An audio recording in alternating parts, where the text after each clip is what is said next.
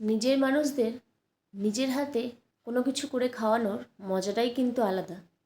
আর সেটা যদি হয় মিষ্টি মুখ, তাহলে মজাটা কিন্তু আরও বেশি বেড়ে যায়।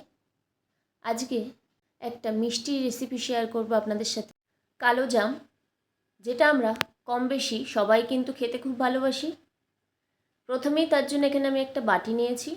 বাটির মধ্যে 1 কাপ গুঁড়ো দুধ নেব 2 চামচ ময়দা আর হাফ চামচ মতো সুজি, আর এখানে 1 চিমটি বেকিং পাউডার, আর দেব 1 চামচ মতো ঘি।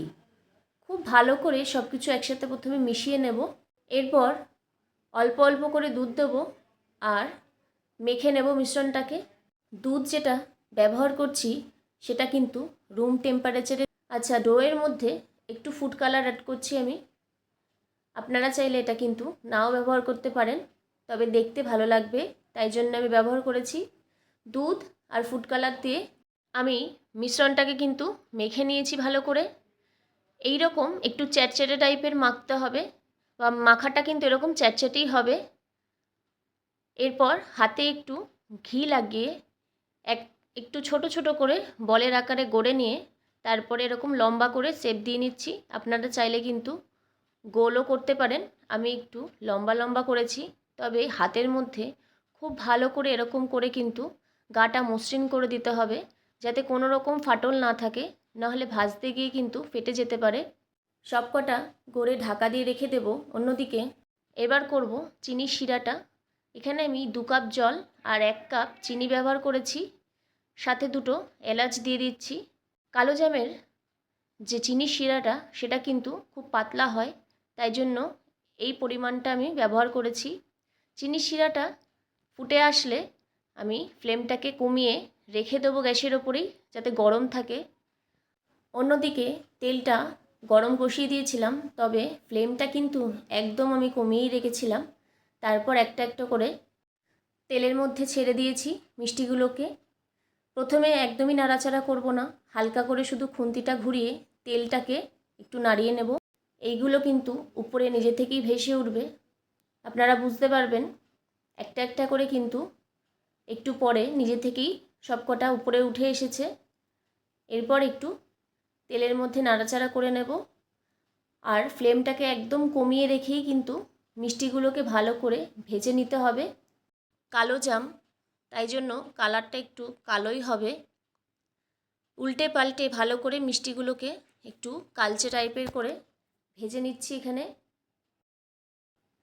লো ফ্লেমে করব, নাহলে উপরের দিকটা পুড়ে যাবে তাড়াতাড়ি, আর ভেতরটা কিন্তু কাঁচা রয়ে থাকবে।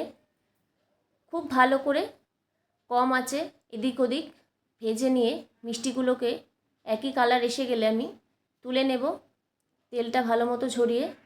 সবকটা মিষ্টি তেলের থেকে তুলে নিচ্ছি। মিষ্টিগুলো ভাজা কমপ্লিট। এরপরে চিনির শিরাটা যেটা গ্যাসের ওপর বসিয়ে রেখেছিলাম, ফ্লেমটাকে বাড়িয়ে একটা একটা করে মিষ্টি ছেড়ে দিচ্ছি। চিনির শিরাটা কিন্তু আমি গ্যাসের ওপর বসিয়েই রেখেছিলাম, যাতে শিরাটা গরম থাকে।